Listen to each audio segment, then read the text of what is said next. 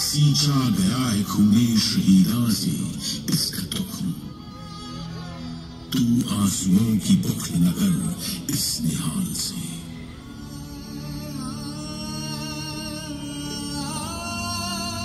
उस बैसाखी के दिन जो लोग इस बाग में शहीद हुए थे, वे न सिख थे, न हिंदू थे, न मुसलमान। उस बैसाखी खून से लथपथ हुआ था पूरा हिंदुस्तान।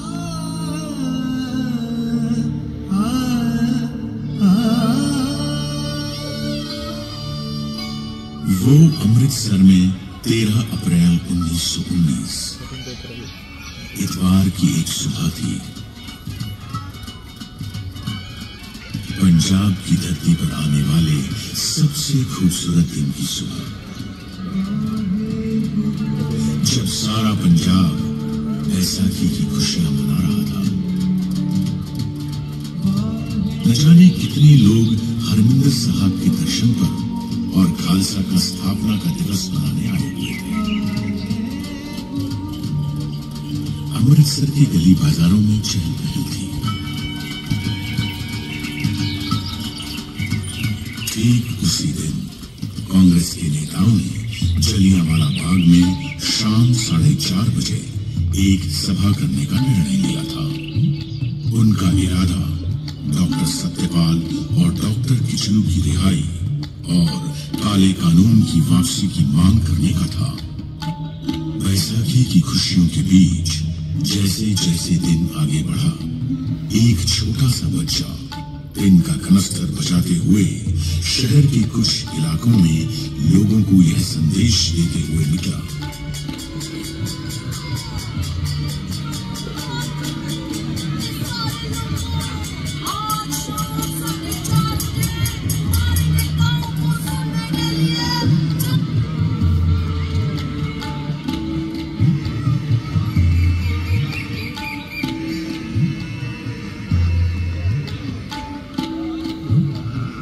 जैसे ही इस बच्चे की मुनादी को बैसाखी मनाते हुए लोगों ने सुना, तो सोचा कि जुल्म का विरोध करना तो कोई जुल्म नहीं है। मीर जी, बाग में आ रहे हो कि नहीं आ रहे हो? हाँ, सुना है, सब आए हुए। आप चलो, हम मत हटे गए बस। अरे सुना है कोई कानून लगाया सरकार ने? हाँ सुना तो मैंने भी वही। शाम को बाग में पता चल ही जाएगा। वैसे पर जय जी, आप आ रहे हो ना? आहो, जस्सी को लेके पहुंच जाऊंगी 4:30 बजे। वैसे भी जलियांवाला बाग में तो लोग पहले से ही आपस में खुशियां बांट रहे थे, आराम कर रहे थे। मगर उन मासूम लोगों को यह मालूम नहीं था कि जनरल डायर ने अमृतसर में मार्शल लॉ लगा दिया है। प्रभात फेरियां निकालने और सभाएं करने पर प्रतिबंध लग चुका है, क्योंकि सरकार ने मार्शल लॉ लगाने की कोई मुनादी ही नहीं कराई थी। लगभग दोपहर 12:30 बजे के करीब जनरल डायर को जलियांवाला बाग में होने वाली सभा की जानकारी मिली। साहब, सुना है कोई सभा होने वाली है। साहब, बाग में, जलियांवाला बाग में। सुना तो था, यही 4-4:30 के करीब। देखता हूँ सभा को। जनरल डायर, ये वही नाम था जो आगे जाकर अंग्रेज हुकूमत के जुल्म और सितम का सबसे काला अध्याय बनने वाला था। वो अंग्रेज हुकूमत जिसने भारत में इंसाफ के हक में उठने वाली हर आवाज को हर तरह से कुचलने की कोशिश की थी, फिर चाहे वो आवाज गर्जना में उठी हो या शांति में। 1770 में सन्यासियों और फकीरों ने संघर्ष किया, तो सन 1857 में पूरे देश ने एक होकर अंग्रेजों के खिलाफ पहले स्वतंत्रता संग्राम की हुंकार भरी। इस संग्राम की हुंकार को अंग्रेजों ने दबा जरूर दिया था, लेकिन हुंकार जब तक जिंदा हो, वो मुंह पर रखी गई हथेली में से भी फूट फूट कर निकलती रहती है।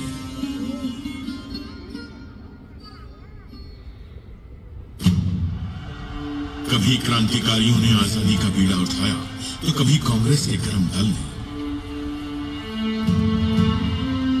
एक तरफ गदर पार्टी ने विदेशों में आजादी का संग्राम छेड़ दिया था, तो पंजाब में भी वो देश की आजादी के लिए सक्रिय थे। सन 1915 में रास बिहारी बोस ने पंजाब आकर लाहौर, फिरोजपुर, अमृतसर, ननकाना साहिब और तरन तारण में अपने दूतों के जरिए अंग्रेजी सेना में सेवारत भारतीय सैनिकों से सशस्त्र क्रांति के लिए संपर्क किया। मगर किसी तरह यह योजना अंग्रेजों को पता लग गई और कई क्रांतिकारी गिरफ्तार किए गए। 16 नवंबर 1915 के दिन 19 वर्ष के बालक करतार सिंह सराभा को अंग्रेजों ने लाहौर की जेल में फांसी के फंदे पर लटका दिया।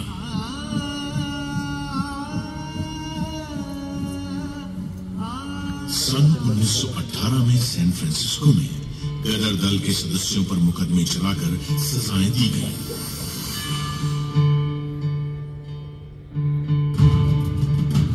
यह पहले विश्व युद्ध का समय था और अंग्रेजों ने अपने हित से इस युद्ध में भारत को भी छोड़ दिया था। इस युद्ध में अंग्रेजों ने भारत की संपदा, युद्ध सामग्री और सैनिकों का जमकर इस्तेमाल किया और बदले में भारत को क्या मिला? एक काला कानून, रोलेट एक्ट।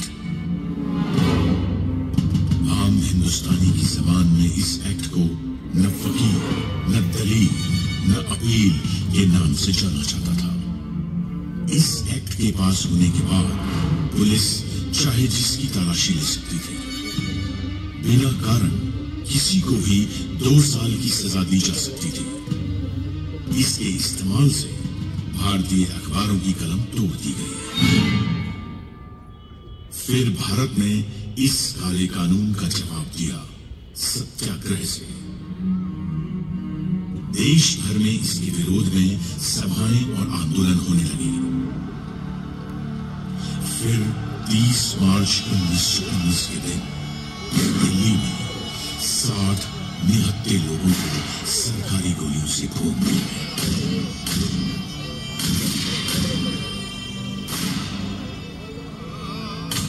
पंजाब में डॉक्टर सत्यपाल और डॉक्टर सैफुद्दीन किशनु इसी कानून के विरोध का नेतृत्व कर रहे थे। तभी अंग्रेजों ने उन्हें गिरफ्तार कर लिया। पंजाब की जनता ने इस गिरफ्तारी का विरोध किया और उनकी रिहाई के लिए आवेदन तक दिए, लेकिन पंजाब के lieutenant governor Michael O'Dwyer पर इसका कोई असर नहीं हुआ। उसके इरादे कुछ और ही थे। 9 अप्रैल 1919 को रामनवमी का त्योहार अमृतसर में शांतिपूर्वक बीता था।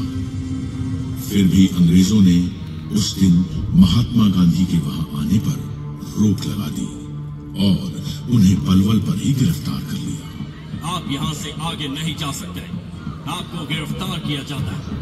You are under arrest। इसके विरोध में पंजाब में कई जगहों पर सभाएं हुई, लेकिन लोगों को यह नहीं मालूम था कि उनके इस अहिंसात्मक प्रतिरोध का जवाब अंग्रेज किस बर्बरता से देंगे। माइकल ओ डायर ने जनरल डायर को सेना की टुकड़ियों के साथ जालंधर से बुलवा लिया। General, report here immediately with your troops. तुम्हारी यहाँ जरूरत है। इन हिंदुस्तानियों को काबू में लाना पड़ेगा। Yes sir, I am coming. जब जलियांवाला बाग में बैसाखी मनाने आए हजारों हिंदुस्तानी अपने नेता हंसराज को सुन रहे थे, एक हवाई जहाज उनके ऊपर से गुजरा। दरअसल अंग्रेज हवाई जहाज से बाग का मुआयना कर रहे थे। घटना से वहां मौजूद लोगों में बेचैनी बढ़ गई। और शांति बनाए रखिए, शांति बनाए रखिए, डरने की कोई बात नहीं है। उनके नेता ने उन्हें न घबराने की सलाह दी। तभी कुछ ही देर में दूर से उस संकरी गली से कुछ आवाजें आनी शुरू हुई। कुछ बख्तरबंद गाड़ियां गली के बाहर आ रुकी थी। जनरल डायर अपने 90 सैनिकों के साथ बाग में आ चुका था। अगर हमने आया हिंसा की तो हम उनसे अलग कैसे हुए? लोगों में कुछ हलचल सी हुई, मगर हंसराज ने उन्हें डरने से मना किया। डरने की कोई बात नहीं है, हम शांति से बात करेंगे।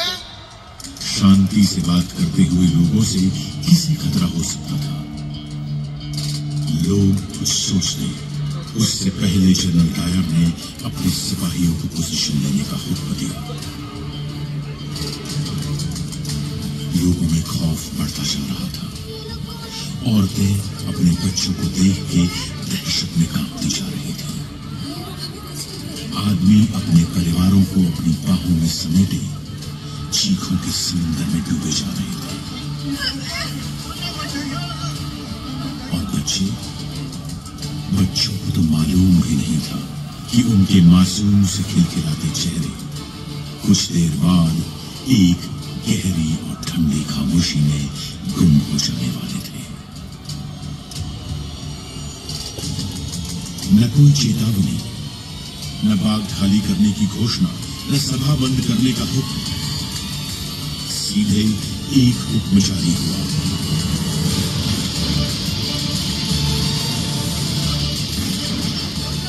गोलियां बंदूकों की नलियों से भरी।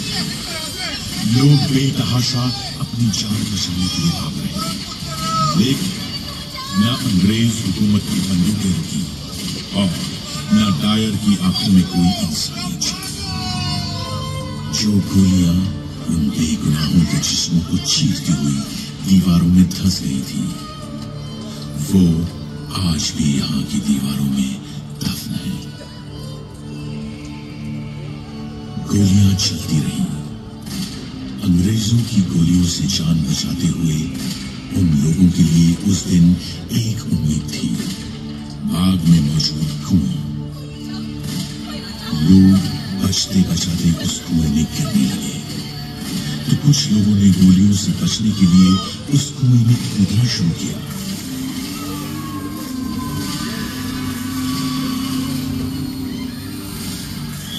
एक के बाद एक लोग उस कुएं में गिरते चले गए। धीरे धीरे करके वो कुआं जिंदा और मुर्दा लोगों से भरता चला गया।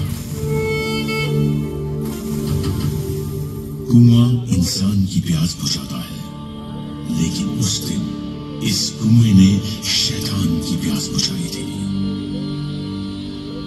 ये कुआं इस ऐतिहासिक मैदान के बीच में गूंजता हुआ एक काला धब्बा है, जिसमें आज भी उन मासूमों की चीखें गूंज रही हैं। उस दिन जलियांवाला बाग में खूनी जनरल डायर की प्यासी बंदूकें गोलियां खत्म होने तक चलती रहीं और हिंदुस्तानी शहीद होते रहे। उसे तो यह अफसोस हो रहा था कि गली संकरी होने के कारण वह अपनी मशीन गन वहां तक नहीं ला पाया था।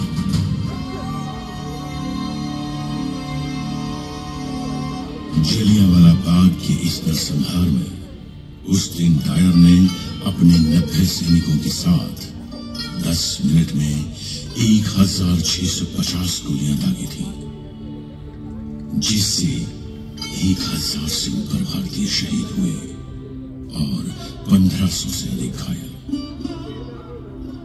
उन दरिंदों ने बच्चों तक को नहीं छोड़ा। उस दिन 15 बच्चों का गोलियों से कत्ल हुआ था। उन बच्चों में से एक बच्चे की उम्र सिर्फ 6 महीने थी। उस दिन मरने वालों में एक बच्चा ऐसा भी था जिसकी उम्र कोई 10 साल रही होगी। उस मरे हुए बच्चे की लाश की गोद में एक लाश और थी, एक 3 साल के बच्चे की लाश। ऐसे ही न जाने कितने घायल लोग अपनों की लाशों के पास लाशों की तरह बैठे हुए थे। बाग में मौजूद एक लाश के पास एक औरत बैठी थी, जो अपने पति की लाश पर विलाप कर रही थी। उस औरत का नाम था रतन देवी।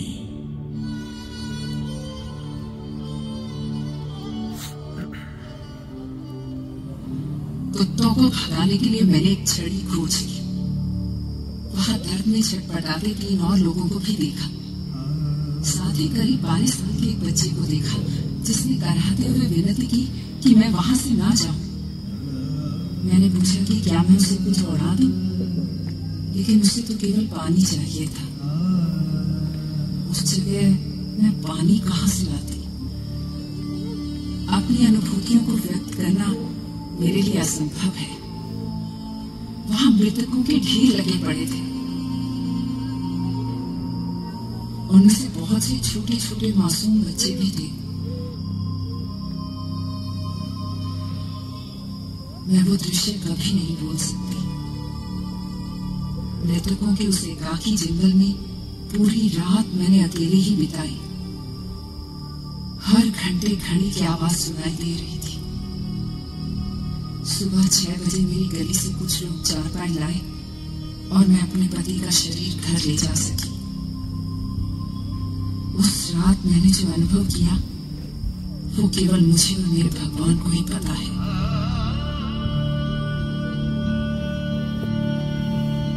वहां मौजूद मृतक शरीरों की और उन पर विलाप कर रहे उनके प्रियजनों की खबर लेने के लिए वहां कोई नहीं था। घायलों का इलाज करने के लिए कोई नहीं था। उन्हें पानी तक पिलाने के लिए कोई नहीं था। आप सोचिए हर उस दर्दनाक माहौल के बारे में जो अगले 24 घंटे तक ऐसा का ऐसा ही रहा। वो दर्द और वो खामोशी जो उस दिन जलियांवाला बाग में पैदा हुई थी, वो खामोशी हिंदुस्तान के सीने में आज तक गूंज रही है।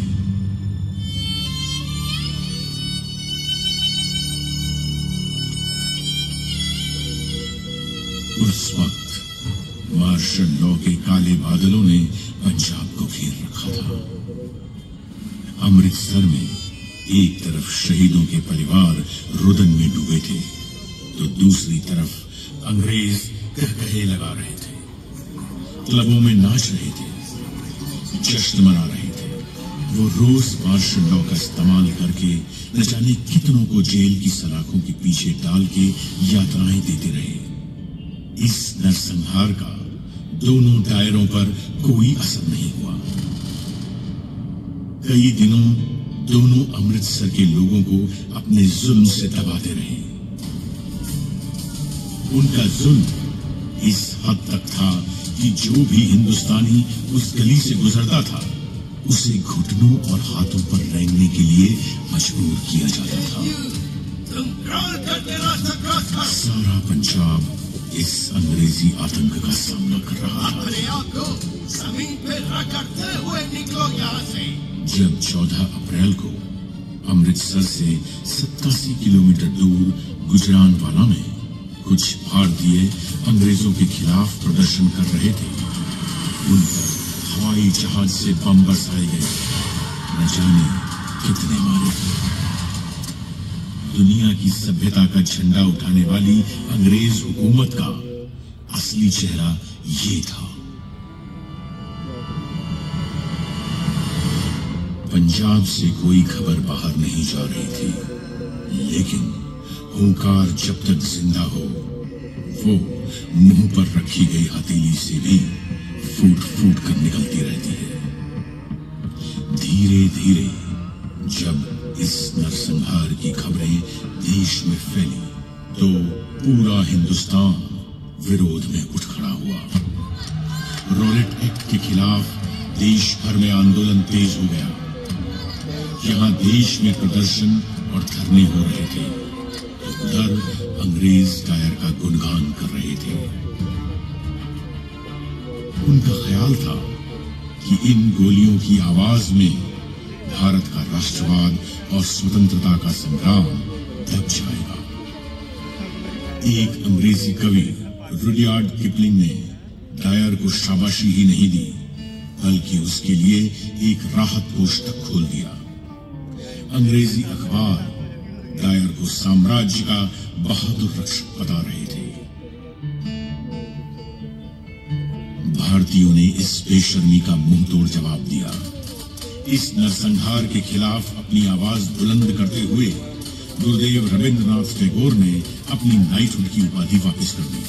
महात्मा गांधी ने केसरे हिंद का पद वापस कर दिया। बॉम्बे क्रॉनिकल के संपादक वीजी हॉर्निमन ने अपने पद से इस्तीफा दे दिया और देश के कवियों के लिए अपनी कविताओं में अपना विरोध दर्ज किया।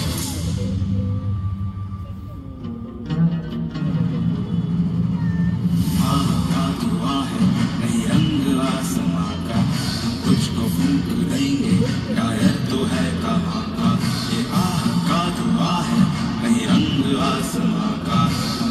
फूंक देंगे, डायर तो है कहाँ का। तू बेवफा है जालिम, तू पुरजफा है जालिम, बाकी न नाम रखा जानिया बेबाक बाका। अपनी अता पे ना जा तो करके तूने डायर कर पाया।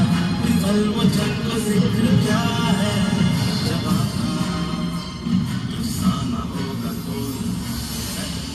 इन तरानों में देश का दुख था, देशभक्ति थी और ये अंग्रेजों को एक चेतावनी भी थी कि तुम कब तक जुल्म करोगे।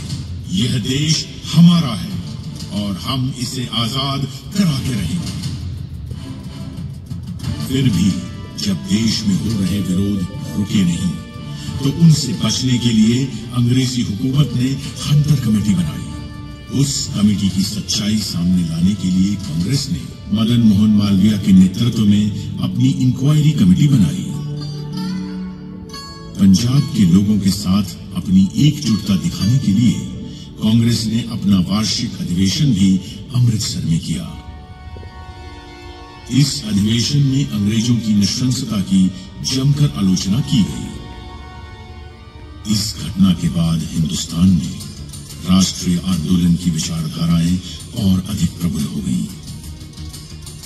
जलियांवाला बाग के इस नरसंहार के बाद वहां हुई क्रूरताओं को जब अपने गांव से जाकर एक बालक ने देखा, तो उस बालक में देश प्रेम और आजादी के लिए जो अलख जगा, उसने उस बालक को भगत सिंह बना दिया। 13 अप्रैल 1919 को हुए इस नरसंहार का बदला 21 साल बाद पंजाब के बेटे शहीद आजम सरदार उधम सिंह की बंदूक ने लिया। वो गदर पार्टी की विचारधारा से प्रभावित थे। लंदन के केस्टन हॉल में 13 मार्च 1940 के दिन चली वो 6 गोलियां माइकल ओडायर के जिस्म में उतरी। वही माइकल ओडायर जिसने जनरल डायर को जलियांवाला बाग में कत्लेआम करने के लिए भेजा था। उसे गोली मारने के बाद उधम सिंह वहां से भागे नहीं। उन्होंने बड़ी शांति के साथ अपनी गिरफ्तारी दी। मैंने अपनी जिंदगी का मकसद पूरा कर लिया, और रही बात माइकल ओडायर की, तो वो इसी के लायक था। उसे मेरे हाथों मरना ही था। 21 साल से मुझे उसकी चलवाई गोलियों की गूंज ने सोने नहीं दिया है, और अब जाकर वो शांत हुई है। अब मेरे जीने या मरने से कोई फर्क नहीं पड़ता। अब मुझे मौत का कोई खौफ नहीं। अपने मुकदमे के दौरान हिंदू मुस्लिम एकता की मिसाल कायल करते हुए उन्होंने अपना नाम मोहम्मद सिंह आजाद बताया था। मेरे पे कत्ल का इल्जाम है। पता है मुझे अपने किए पर गर्व है, क्योंकि मैंने वो अपने मुल्क की आजादी के लिए किया है। क्या ये अदालत मुझे बतलाएगी कि क्या जलियांवाला बाग में जनरल डायर की मनाई हुई वो खूनी वैसा ही कत्लेआम नहीं थी? अंग्रेजों ने उन्हें लंदन की पेंटनविले जेल में फांसी पर लटकाया था। आज भी ये देश उस शहीद सिख को सलाम करता है। शहीद, तेरी मौत ही तेरे वतन की जिंदगी। शहीद, तेरी मौत ही तेरे वतन की जिंदगी। तेरे लहू से जाग उठेगी इस चमन की जिंदगी। खिलेंगे फूल उस जगह कि तू जहां शहीद हो। खिलेंगे फूल उस जगह कि तू जहां शहीद हो। शहीद, तेरी मौत ही तेरे वतन की जिंदगी। ये जो इतिहास आप सबने सुना, ये इतिहास उस क्रूरता का इतिहास है जिसे हमारे देशवासियों ने झेला था। ये इतिहास है जलियांवाला बाग में हुई उस शहादत का जिसने राष्ट्रवाद की एक नई लहर को जगाया था और अंग्रेजी हुकूमत के खिलाफ लड़ने के लिए हमारे देशवासियों का मनोबल दृढ़ किया था। ये वो इतिहास है जो हमें सिखाता है कि जालिम चाहे कितना भी क्रूर क्यों ना हो, वो एक दिन झुकता जरूर है। ये इतिहास है उन शहीदों का जिनकी शहादत को हमारे देश और हमारे देशवासी कभी भूलेंगे नहीं और उसे कभी बेकार नहीं जाने देंगे। आओ हमारे उन शहीदों को सलाम करें जिन्होंने हमें आजादी दिलाई और सलामी दें हमारे उन जाबाज जवानों को जिन्होंने हमारी स्वतंत्रता की, हमारे प्रजातंत्र की और हमारे अधिकारों की हिफाजत की।